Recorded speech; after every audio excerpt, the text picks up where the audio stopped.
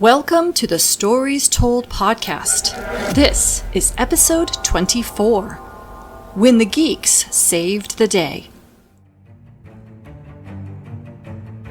This is the Stories Told podcast.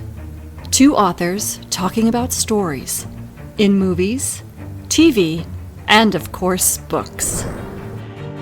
I'm Michael Grayford. I write action-adventure stories in fantasy and sci-fi worlds, sometimes for younger readers and sometimes for adults. And I try to always inject at least a little bit of humor. And I am author E.W. Barnes, and I write action-adventure, time travel novels, and space opera science fiction. Thousands of years, thousands of worlds. But be forewarned, beyond here, there will be spoilers. Are you ready for the adventure? Let's begin.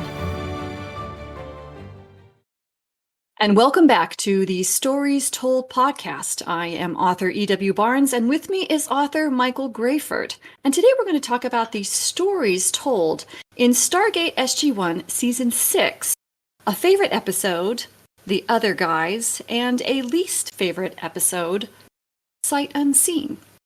So how are you doing today, Mike? Doing very well, thank you. How are you? Doing also very well, thank you. And what's going on in your writing world? What's going on in my writing world? I've mostly been doing sort of house cleaning and miscellaneous things that have been lingering for a while, catching up on emails and notes to myself over the last couple of months, probably. Every once in a while, I got to go through those and catch up. I did some website tweaks, which I still want to do some more of.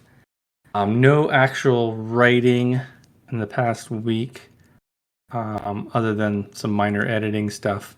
Yeah, that's about it, unfortunately. I wish I had a bigger update this week, but I don't. How about you? Tell me you've got more going on. Maybe just a little bit more. Still waiting to hear back on that short story for that anthology, so that's still in that holding pattern. And I did get in 2 good days of writing this week on another chapter of Ecliptic, which is the second book in my Adventures of the Empyrean Guard series. Didn't get to write yesterday because we were having some work done in the house, so had workers coming through the house, which made it just difficult to write. My writing space is in the open, so I was like, okay, just going to toss up my hands. That's it for today. No writing today, which is fine. All writers have to deal with that kind of stuff. I have been wrestling with the audiobook for the first in my Temporal Protection Course series. I have completed all the chapters. I have put all those individual chapters together in one long video/audio because I post that on YouTube. It's free for people to listen to. And so I've spent several hours wrestling with a 55 gigabyte video. I'm still figuring out how to do that. I think next time I may not save it in HD. I don't think it actually needs to be in HD if people are listening to it on YouTube and there's not really that much video stuff going. Right. So lesson learned, I'll probably save a little bit smaller next time so that it's not quite the time-consuming, memory-consuming monster. That's a beat. So that's pretty much it. And have you seen any interesting stories in books or movies or TV in the last week? Let's see. I finally caught up on Star Trek Picard Season 3. I watched that. What did you think? I thought it was amazing. I really, really enjoyed it. I've liked all the Picard seasons, but this one in particular blew me away. Maybe we talk about this at some point.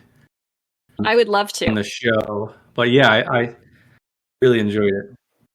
I'd heard really good things about Season 3, and I did a little research where I learned that I did not have to see Season 1 or Season 2 to be able to enjoy Season 3. So I watched Season 3, and I agree with you. I thought it was outstanding. Kudos to the writers. Well, everybody involved, really. They did a good job. If we do decide to talk about Picard, we'll have to figure out if we're going to do Season 1 and Season 2. And yes, I will grit my teeth and watch them if we choose to talk about them. I don't think you have to grit your teeth. I think they're pretty good. It takes a bit to get going, but then once it does, it's good. Good to know. How about you? Have you been watching, reading? We caught up on the available episodes of the third season of The Witcher in the last couple of days. We'll watch like one thing a day, like one episode a day. And that's not been too bad. I don't really read too much in the way of reviews or people's commentary about television shows because people's opinions are very personal, right? They're their opinions. And so I like to make my own opinion, but you get whiffs of stuff, right? And you get little sort of feelings about stuff. And the feeling I was getting just when I would be flipping through whatever source of information I was looking at on the internet was that people were not happy with this season of The Witcher. I don't think it's that bad. There's one episode that was a little confusing, but other than that, I think it's been fine. It's carrying the story forward. Good. Also watched another episode of Secret Invasion. That's very enjoyable. It's thriller kind of feel, spy thriller sort of thing. I'm enjoying that. Well, yeah, I've seen neither of those yet, so I'm looking forward to both of them. Yeah. And then I will finish the third book in the Storyline Archive today. Oh. I am about halfway through the epilogue. So I'll finish the epilogue, and then I will jump into that book that we have talked about that we're going to discuss here on the podcast in August, which is Dennis Taylor's We Are Legion, We Are Bob. And so I'm looking forward to rereading that. I haven't read that in a couple of years. So are you ready to talk about Stargate SG1 Season 6 most and least favorite episodes? I am. Let's go for it. All right. Let's begin. Today we're talking about one of our most favorite episodes from Season 6 of Stargate SG1, The Other Guys. And I'm going to read the synopsis from the Stargate fandom wiki.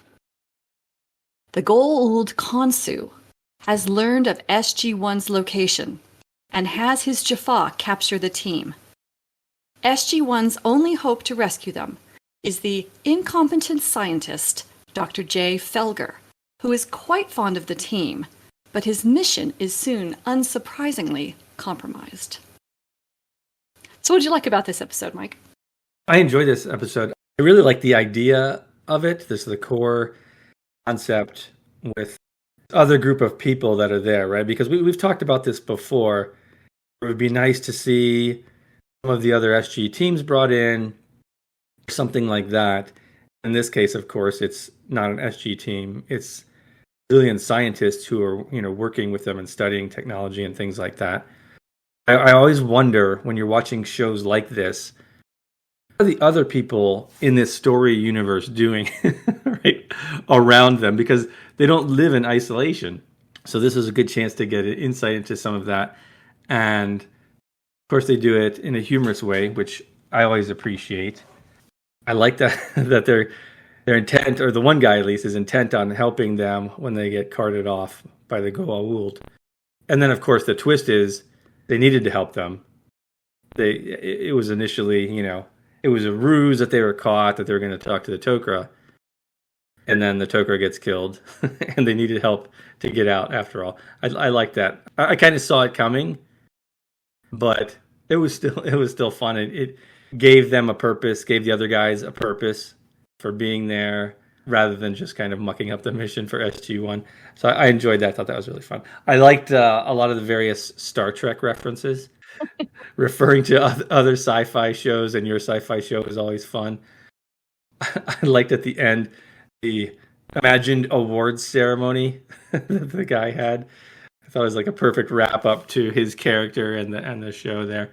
And I liked that it showed, outside of like the humor and the other guys, showed more of the Stargate connection with the world around them, with the Tok'ra, right? They had obviously been talking to the Tok'ra. They had this one that they're working with, Khonsu, to, he was sort of their inside man in the Goa'uld. So I like that they expanded the universe there a little bit, or at least not expanded, but just sort of kept that alive. Oh yeah, there's a Tok'ra there. We're working with them. They are helping us infiltrate. So I liked all of that. Yeah, it was a very entertaining episode. I like the humor. Anytime they bring humor into it, which they're very good at, that's always good. It's kind of reminds me of the humorous Star Trek episodes. Anytime you have that, where where it's a fun episode and you're not taking it too seriously. I like those. How about you? What did you like about this episode? Very, very much similar likes. I love the goofiness of the other guys. They are delightfully dorky, funny. And again, the humor. I enjoy the humor just as you do, and the Star Trek references. And I love how they give it an opportunity to examine sort of on the ground the kind of hero worship that you know is probably in place at Stargate Command. Because SG1 is just always so in the forefront of everything that's happening and saving the world multiple times. What is it, 8 times that Teal'c says in this episode? Right. So you get to see a very sort of realistic portrayal of a kind of hero worship that would happen in this kind of environment. So I kind of enjoyed that. But I also, at the same time, it has a sort of very meta feel to it, that this is the everyman perspective for all the nerds and geeks in the world who love these kinds of shows, with a nice layer of wish fulfillment on top. Yeah, that's a good point. That is very much what it does. Yeah. And I agree. It's totally predictable where it's going to go, that these guys, when they try to save SG1 and are clearly fifth and sixth wheels, that eventually, as the story turns, they're going to become the heroes of the story. But it does so in such a way that never compromises their goofiness. They stay goofy throughout. And it's kind of their goofiness that solves the problem, but not in a unrealistic way. You know what's coming, and yet it's still a lot of fun. Yeah. Is there anything that you might change in this episode? Small things, maybe. I think when the Tok'ra is killed, Khonsu, I would have liked to have seen him do something, to realize something was up at the last minute and try to fight back or something. Yeah. And it was just sort of, we need to get him out of the way now. Like, it was very plot driven. Like, all right, he's done. Let's move on. I think they could have given him a little bit more, not respect, but give him a chance to do something at least. Not, just get taken out really quick. Felt like Jonas Quinn was an afterthought in this episode. Had like almost no lines and didn't really do or say much. It felt like, oh, here's a new guy. We don't know what to do with him this episode. Let's just have him walk along with the team. It would have been nice if they could have given him something to do, or maybe a couple more lines at least. But that's a small thing. He wasn't really core to the plot. Same with the Tok'ra. It's kind of a side things for what they were going for. So that didn't really bother me that much. What about you? Is there anything you would change or improve? Your points are really well taken. Those are not things that I identified, but as soon as you said them, I was like, oh yeah, that's a good point. That would tighten it up a little bit too. There's only one thing that I thought of that might tighten up the story just a little, and that would be, there's a scene where the team is brought before Harak to tell them that Khonsu is dead, and then they're taken back to jail. And I thought that scene was unnecessary. It only seemed to be, again, like, as you very well put it, sort of driving the plot. And it was sort of unnecessary exposition. The scene was essentially so that the two goofy guys, the scientists, would be aware that SG1 was actually now in danger. That was all that was for. And I think there could have been another way that was a little tighter for them to figure that out. Or was it even necessary? I mean, when they saw the execution of the Free Jaffa as traitors, wasn't that enough information that the scientists would know that SG1 needed rescuing? We didn't really need this exposition scene with Harak. Yeah, because they already knew something was up, right? Okay, they knew the plan was gone the moment they saw their allies get shot. I guess SG1 needed to know that information. But you're right, it's weird that it's like, hey, bring them over here so I can gloat and then send them back. Yeah. Yeah, I could have tightened that up. That's true. Again, that's a small thing in an otherwise really great episode. I agree. So what would you rate this episode? I would give this episode an 8. I'm close. I would give it a 7 or an 8 as well. I thought it was very entertaining. It didn't do much to like change the world, change the story universe, but gave us this cool insight into, the other guys, right? I think the title is appropriate because, like you said, it's sort of a fill-in for us as the viewer and for the generic other guys, right? All the other people who are working on this project who aren't partaking in these daring do adventures of the main characters. So yeah, I liked it. I'd give it a 7, maybe an 8 as well.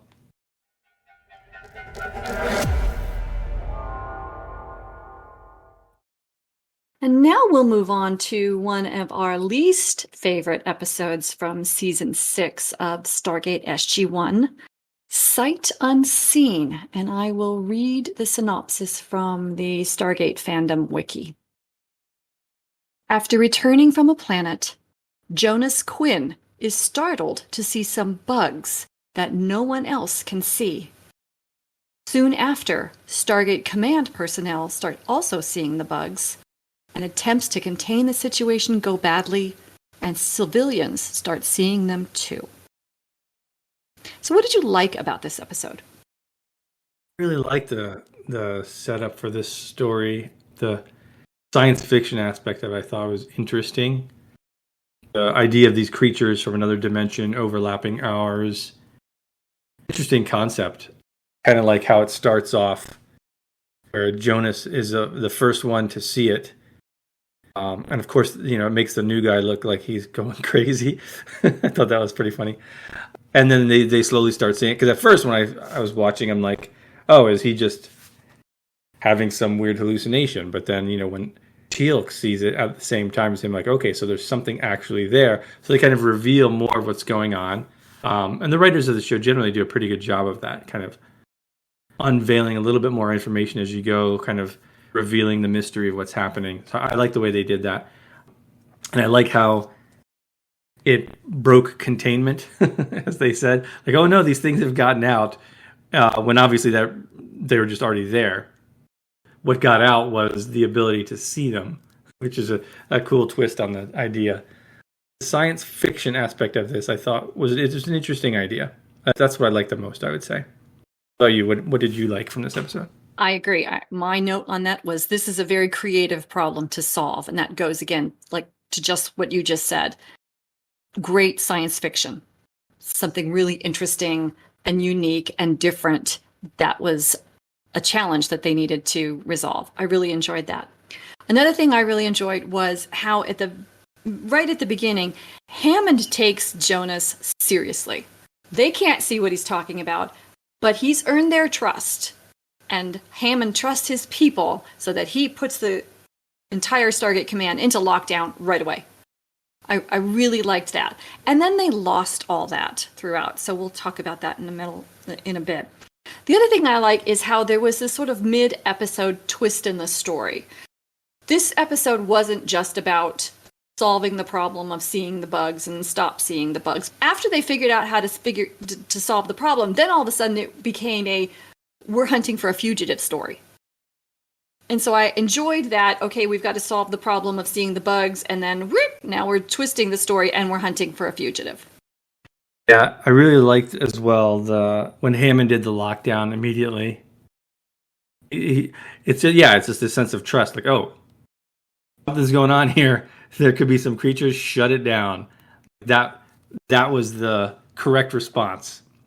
You want to talk about what we think could be improved? Yeah. What do you think? So this is a fairly small thing because I know it was sort of the setup for the whole story, so they kind of needed to do something like this. But they seemed awfully cavalier about bringing unknown alien technology back to Earth. Like, you don't know what this could be a bomb for all you know. And it turned out, this is problematic. I think there would be better safeguards and protocols in place to avoid this kind of scenario, right? You find this interesting technology? Sure, we'll send a team over to that planet to investigate it. We don't need to bring it here. But like I said, that's a fairly small thing because, they needed to do this to kick this story off. So I'll let that slide. For me, I actually thought when the story became the sort of fugitive manhunt, I started to lose interest. Because, like you said, it was this twist and a change in the story. It wasn't about the science fiction aspect of it anymore. That, to me, that was the interesting part of it, and how they were going to handle that. The fact that you have these, it's not they're alien to us, although they apparently just live there, right? Live here, whatever, among us, just in a different dimension. You can't interact with them. You can't shoot them. Apparently, like, this was interesting, and how are we going to deal with that and shut it down? But then it just became a different story at the end, and that just lost me. I think it would have been more interesting if there had been other effects going on caused by this that they had to deal with. Maybe some side effects in I don't know, in the larger world, or even if it was more localized around Stargate Command, and they had issues around that they had to deal with. I mean, I guess this is one of those, but it just seemed, I don't know, it seemed unfocused. I do like how they wrapped it up with the guy at the end, how Jack talked to him, and got him to stand down. Essentially, I do like how they wrapped that up ultimately. So I don't know. I would try to keep it more in the sci-fi vein throughout the story, I guess. How would you improve it? I agree with that. There were a couple other things that bothered me. Being familiar with the series, one of the things that they talked about was that Jonas may have been exposed to Nequadria, which they knew from a previous episode could cause hallucinations and other sort of debilitating mental health issues. They spent 6 hours going through the base to determine if there were flying bugs in the base. And then they were like, well, maybe it's Jonas's brain. Could they not have checked Jonas's brain during that 6 hours? So that to me felt like, just an unnecessary extension of time into the story. Right. That's a good point. And I think they could have taken that as an opportunity and made it more of a red herring. Like, they did see something going on. Yeah. So at first, like, oh, it's just Jonas, right? Again, keeping it in the sci-fi vein a little bit longer before we go out more. Yeah. It helped fill up the time rather than it being a manhunt at the end. Yeah. They were also inconsistent as to the time frame in which people began to see the bugs. I mean, it took 6 hours for Teal'c to see them, but how long did it take Jonas after he touched this machine and then they brought it back to Stargate Command? That felt inconsistent. There wasn't I think this goes to a world building issue. What are the rules of this particular MacGuffin in the story that impact the people? What are the rules? And they didn't really establish that, which then made it kind of confusing. That's a good point. Well, another thing is that, again, I really liked what you said when we were talking about the other guys, about plot-driven kind of, instead of character-driven, sort of plot-driven steps. When Jonas was talking to Sam and he saw one of these bugs, Sam had no curiosity. What does it look like? I would have expected her to ask him this question. What does it look like? Tell me more about it.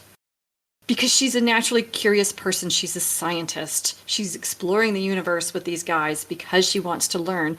And that was missing here, which made it seem inconsistent with her character and more about just driving the plot forward of her not believing him. That's a good point. I had that thought too. Nobody mentioned what they were seeing. It felt like they did the episode, right? Because all this stuff was obviously added after the fact, and they didn't know what they were looking at. They're just like, okay, there's an alien there. Pretend you're seeing something, and then we'll add it in later. They never described anything. Yeah. Like, I would have been like, don't you see the huge centipede-looking thing there, right? Like, yeah. It just seems like a natural reaction that people would have. What did you see? That's a good point. Also, the time frame, like you said, it seemed like it took a while early on, and then later it was like, oh, everyone's getting affected right now. That's a good point. And not even just that, clearly passed by touch, then were all these people touched? It seemed like it was spreading more than just by touch. It seemed like it was like, oh, you're in the vicinity of someone and you're having this happen to you now. When that guy hopped in to catch a ride from the truck or the truck driver, did he touch that person? He did. They shook hands at the end. I watched for it. They shook hands at the end. Okay. And then the next thing you know, the truck driver is seeing the bugs where it took everybody else 6 hours. That's why I'm saying the time frame seemed so inconsistent. And like you, I found as soon as we and again, I like mid-episode twists. It's something I actually really enjoy and that we see in Stargate storytelling in the later seasons. These sort of all of a sudden you think you're going in one direction, then you head off and, take a hard left and you're going in a different direction. I actually really enjoy those as a storytelling device, but I agree with you. This particular storytelling was boring. And I was especially bored with the scene with the grandmother because it's unnecessary. Yeah. They leave the grandmother's house, and there's Teal'c driving up saying, we have a report of a truck driver picking up a hitchhiker matching Vernon's description who dropped him off at the airport. You did not need the scene with the grandmother. Yeah, what did that provide? Yes, she indicated where his friend was, so they knew kind of what direction he was going after where Teal'c saw him, but that could have been done in like a minute. Yeah, and they actually really didn't even need it because once you know that he was dropped off at the airport, you go lock down the airport. It doesn't matter where he's going. Right. Yeah, that's true. Yeah, that's a good point. It felt almost like they were trying to be a little cute there, maybe. And it just kind of fell flat. Yeah. Yeah, I agree with you. I like when there's twists and the story takes a different direction. As long as it doesn't, I don't know, like ruin the momentum of the story or change it into something you're not interested in. I don't know. And this is another episode that really didn't have a B story. Right. Yeah, that's true. Did the other guys have a B story? So how crucial is a B story? I think the other guys kind of did, right? Because they were doing their thing while the SG team was doing their thing. They just paralleled each other more, right? You had that here in Sight Unseen too. You had Sam and Jonas trying to track down Vernon or trying to stop the device while you had Jack trying to track down the civilians, etc. So you kind of had that sort of separate team piece. I think what I'm going to land on for the moment, reserving the right to change my mind down the road, is that you don't need a B story if the A story has enough story to carry it, but a B story is necessary if your A story doesn't have enough story. And I think that's what we were seeing here. And I think that's what we've been seeing in all of our least favorite episodes, that the A story just doesn't have enough to carry it for a full episode. Yeah, that's probably right. Because if your A story is going along, and you're dealing with the replicants are eating the ship and you're trying different things and they're countering you and now it's a big, huge bug of many replicants. It's like if you have a lot of things going and the threat's increasing and their goals are failing and they have to adapt, that's plenty, right? You don't need more than that. I think that's a good insight there. So what rating would you give Sight Unseen? I would say of the least favorite episodes that we've been watching, it's probably my least favorite, in the sense that it wasn't awful. I would watch it again. I think there's interesting sci-fi with it. I think it wraps up pretty satisfyingly. I would give it a 5. Okay, and I kind of feel the same way. When I consider all my other least favorites, this one's not that bad. And I too would watch it again. And so I give it a 5 or a 6.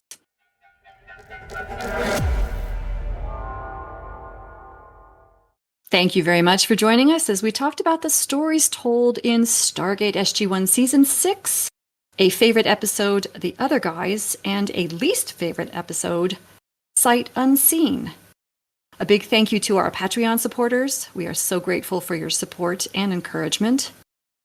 The Stories Told podcast is available on YouTube and Spotify now, and we thank you for liking and subscribing and following, depending on where you're listening. It may not be a big deal to you, but it means a lot to us. You can find Michael Grayford at michaelgrayford.com and on YouTube at Michael Grayford, and E.W. Barnes at 1000years.com, as well as on YouTube at e.w.barnes. author. And those links will be included in the show note. Join us next time as we look at the stories told in one of our most and least favorite episodes from Season 7 of Stargate SG1, Lost City 1 and 2, and Resurrection. Thank you so much, Mike. This was fun. Thank you. I always enjoy it. We'll see you next time on the Stories Told podcast.